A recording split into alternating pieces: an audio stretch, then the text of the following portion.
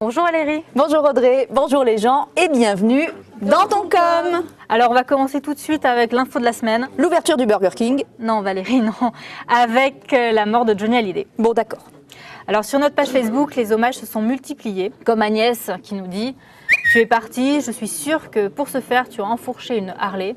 Tu dois briller autant là-haut que tu brilles encore ici. On a tous tes chansons pour nous consoler, mais dans nos cœurs en peine, tu laisses un souvenir éternel. » C'est beau ce qu'elle nous dit Agnès, non? D'ailleurs, il y en a qui ont tellement été choqués par la disparition du chanteur qu'ils ont décidé de prendre quelques jours d'arrêt pour s'en remettre.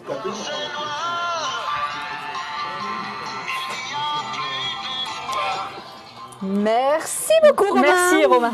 On en était aux gens qui ont pris des arrêts en fait Exactement. pour se remettre de la mort de Johnny. C'est le cas d'un élève dans le Puy-de-Dôme, mais aussi d'un employé dans une entreprise d'Aurillac. Alors certains admettent ce comportement, comme Marie qui nous écrit « Certains vénèrent un dieu, d'autres ont des idoles, ils ont le droit de pleurer, non, en quoi ça vous dérange ?» Alors c'est vrai, mais soyons honnêtes, la plupart de nos internautes se moquent quand même beaucoup.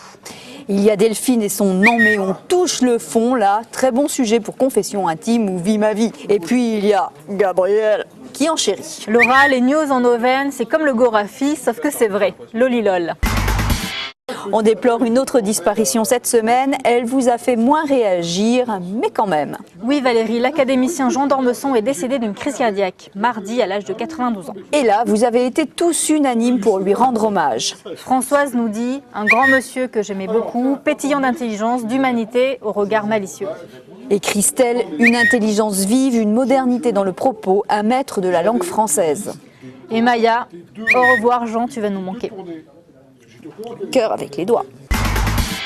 Bon allez, un peu de légèreté maintenant, on passe aux vaches. Alors c'est pas si léger que ça Valérie comme sujet. Certains se sont émus de voir que des vaches passaient leur journée les pattes dans la neige. Comme Monique qui nous dit « Oh oui, je pense que les bêtes doivent être rentrées, surtout par cette neige. » Alors que pour Janine, les salaires sont des montagnardes solides, elles sont sûrement mieux dehors que confinées dans des bâtiments, libres de leurs mouvements. Alors là, il y a débat quand même. Hein. Oui, mais heureusement, il y a Jeff qui nous apporte un peu d'humour. Il nous écrit « Et comment croyez-vous, vous, citadins, que vous auriez dû l'effrayer si les vaches ne mangeaient pas aussi de la neige ?»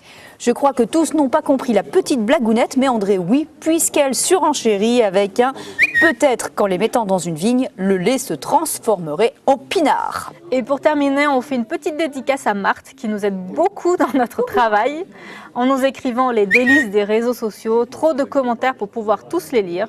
J'en ai cependant retenu un. Bientôt, il va y avoir un débat sur les insectes qui se font renverser sur la route par les voitures. Eh bien, merci beaucoup Marthe. Merci Marthe. Et à la semaine prochaine. À la semaine prochaine. Salut. Salut.